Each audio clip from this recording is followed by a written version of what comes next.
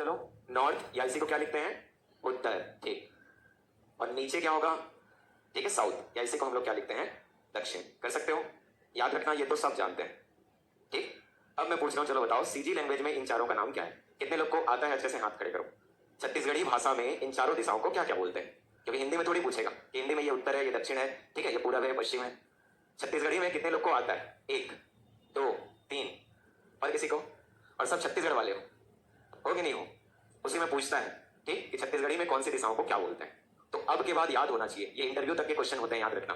यदि PSC aspirant हो तो आपको इंटरव्यू में कहीं से भी क्वेश्चन पूछ देगा कि इसको छत्तीसगढ़ी में क्या बोला जाता है। तो पहले अच्छे से क्लियर रखना, ठीक है। देखो हम लोग बात करते हैं सूर्य के उगने की या सनराइज की, ठीक, कौन से डायरेक्शन से होता है, पूर्व से, इसीलिए छत्तीसगढ़ी में क्लियर रखना, इसको बोलते हैं उगती।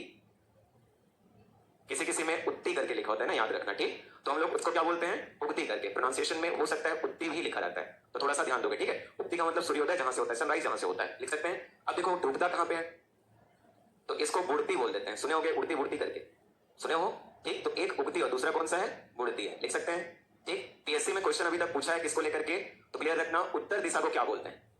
हाँ बोलो, चलो क्या बोलते हैं, भंडार, सब कुछ यही है, याद रखना, ठीक है। क्या होता है ये, भंडार। वैसी दक्षिण दिशा को रक्सेल, रक्सेल राजवंश हुआ है, क्या बोलते हैं इसको,